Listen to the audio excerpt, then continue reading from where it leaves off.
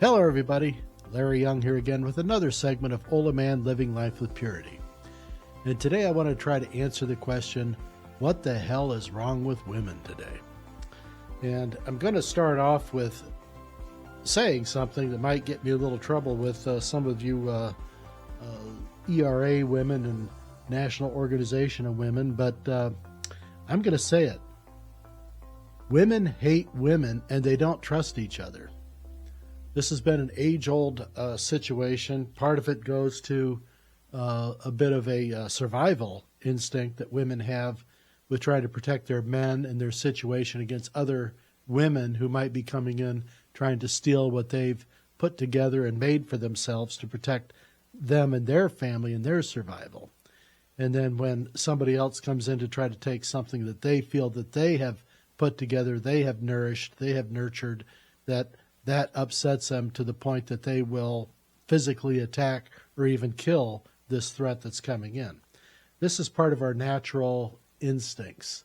Men are designed to protect the whole. Women are designed to protect the specific. And, we can go back. This goes all the way back to caveman type stuff. But women can't shake this trait that they have. They love each other and they do all this other compassion stuff. But when push comes to shove and you get under the skin of one of these people, you can become enemy number one. And they will come after you, and they do. And right now, women generally as a group are so messed up from the mixed messages that they've gotten and the brainwashing that's been going on the last several decades. And I'm going to go back to my point of awareness of being back in the 70s when I became fully aware of what was going on with women in our culture and the anger that they had and listening to them. The discourses back and forth, being a young kid, trying to make sense of why are the adults all angry with each other. This thing, what's eating them? What are they pissed off about? This type of thing. So I was looking around and I was getting my own answers from the evidence that was put before me. Now, this has changed over the decades, and it's only really sort of changed form and the way it plays out in these mindsets. So it used to be that the women, if they didn't like somebody, they just call them a skank and a whore and all this other stuff and say, I'm glad I'm not like that. Then they'd walk along, skank, whore, I'm not you. This is what I saw a lot of going on in the 70s. Even though the skank and the whore in the equation were both trying to live out what they considered their aggravation in the culture at that point, whether they were wearing a bra, not wearing a bra, wearing a boy cut haircut versus long hair, all these little different signs that were going on. Nowadays, you've got the bull nose ring, the colored hair, all the tattoos everywhere. I don't care if you want to put tattoos all over yourself. It tells me more about you than it does the world when you do that. But you're entitled to carry whatever sign you want and cut your hair whatever way you want. Not my problem. It's going to be yours, though, someday. And I'm going to tell you why. Right now, younger women in our society and around the world, as a general rule, are rebelling, and they are having sex many times with as many partners as they can find.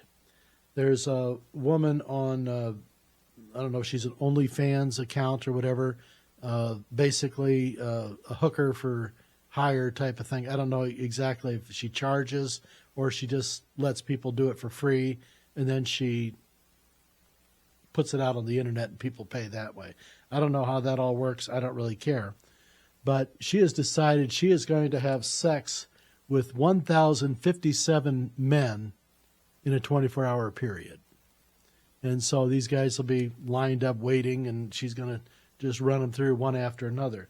She had done this before, and I guess this is just an opportunity for her to raise her record.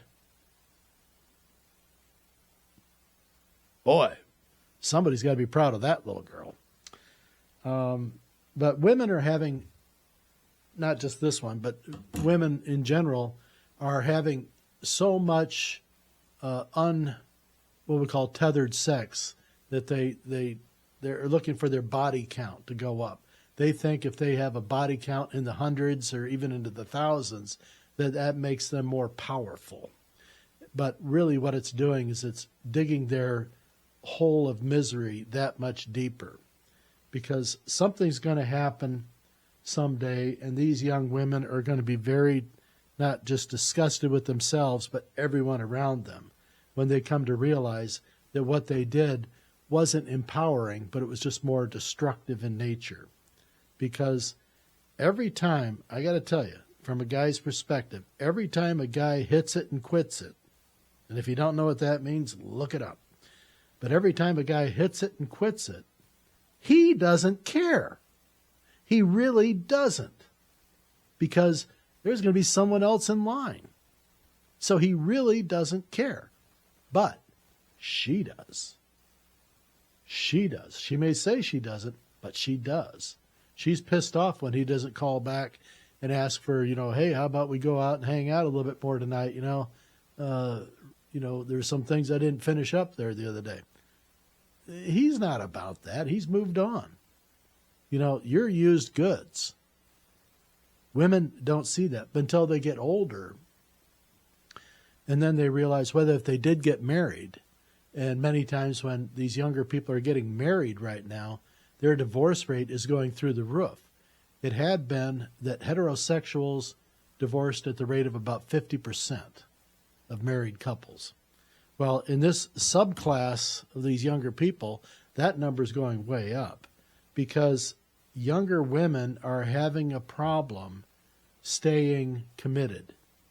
And they're so addicted to all this casual sex and, it's not a betrayal, it's just a massage, I'm feeling rough, I need to get a release type of thing. This is how they're looking at it.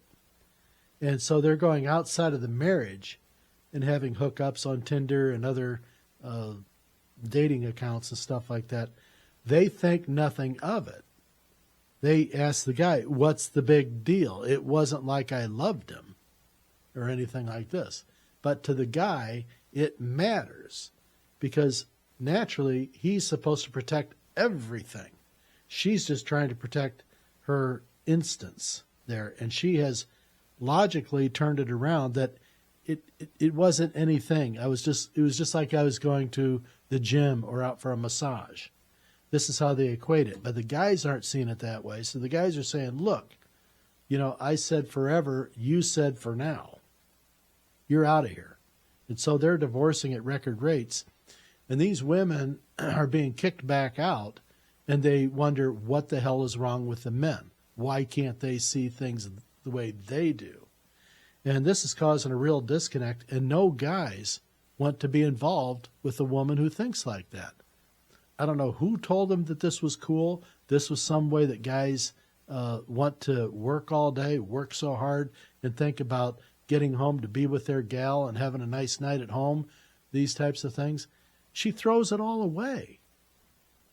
And this is going on across society.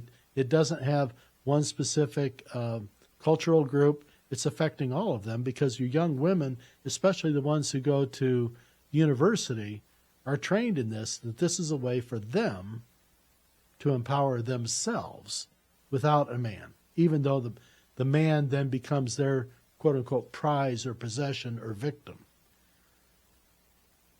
This is really messed up. So young men in this age group, they found out that when they put them in a group with other young men that had a different viewpoint of the world or a different stance on topics in the news and things like that. Maybe they were liberal and the other guy was, a definite conservative. Well, the men would work things out amongst themselves, by, playing with each other, pegging, like when I was younger, when a guy would come along and he would start being effeminate and things like that and say, come on, guys, let's go this way or something. We'd say, no, you're just a fag. We're not following you.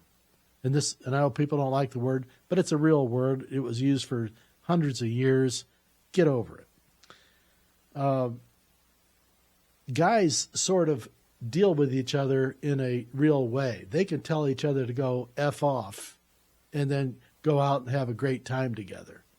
Guys don't take things personally that way.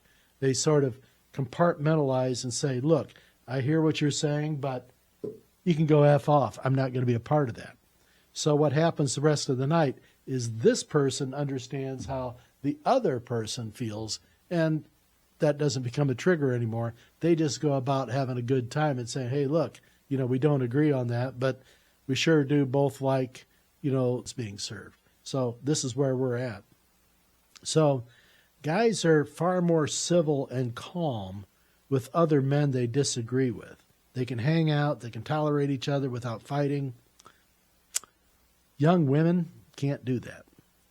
Young women, they can't tolerate being with someone they don't agree with, whether it's a man or woman, whatever.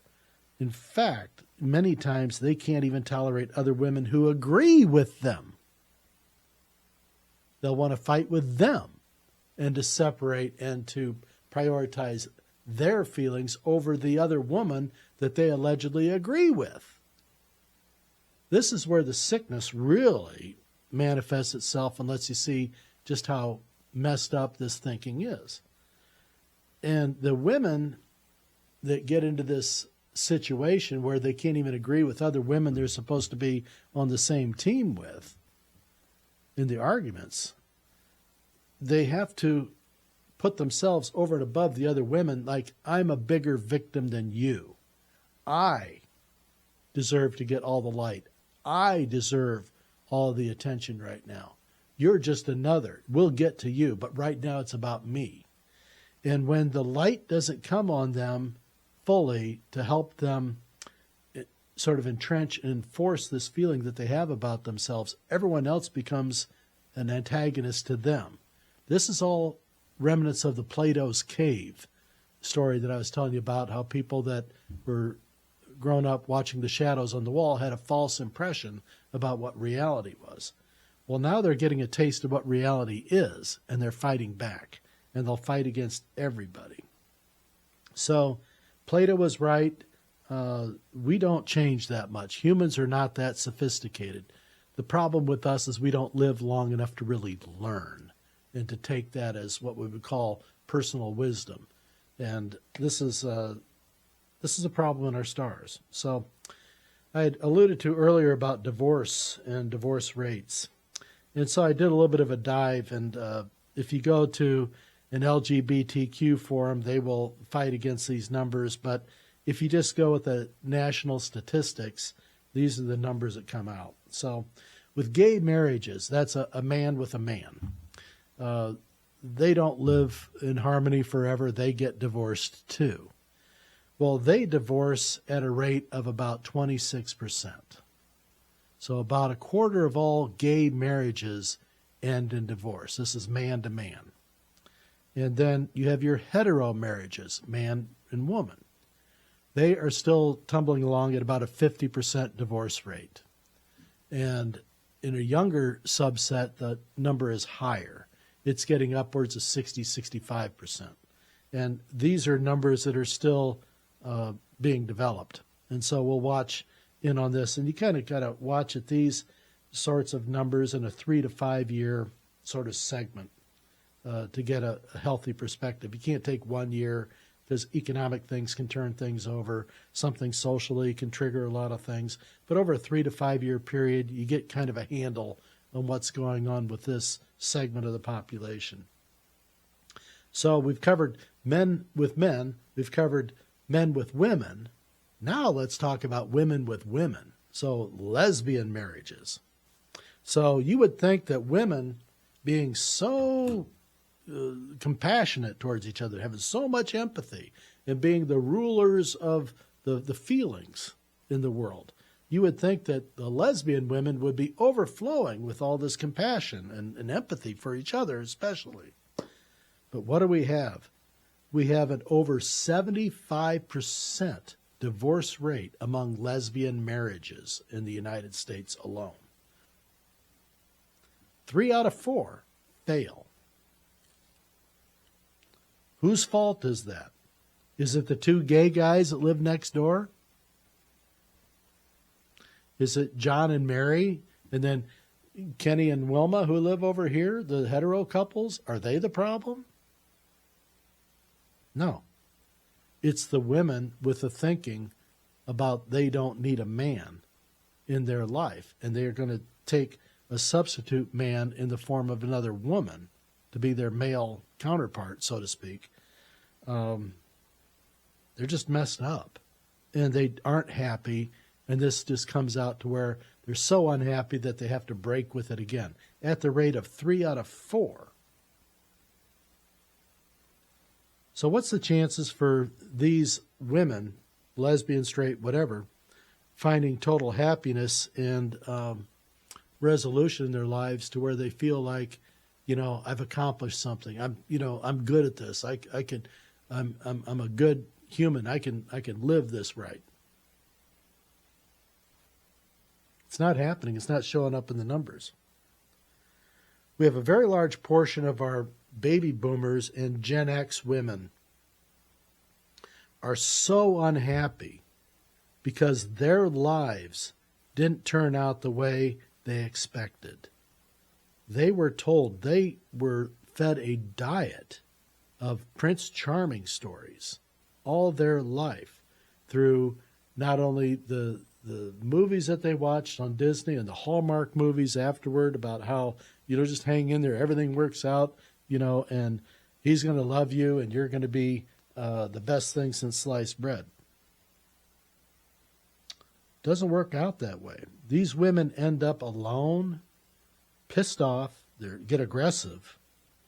And if you show their pictures to young children in a clinical study, you show their pictures and then other pictures of other, maybe celebrities, people who are well-dressed or at least, have their hair combed or have some style going on about them. They're not looking like they just got dumped off at a Greyhound bus stop after a 55-hour drive. If you ask the kids, which one of these people do you think smells bad? I know it's kind of very trivial, but it lends a first impression thought to a young mind. What does a young mind look at? And this is where you get into your, what we call your survival techniques, these instincts that you have. So even kids have a preconceived idea when they look at somebody who isn't well kept. They'll say, I think that's the one that smells bad.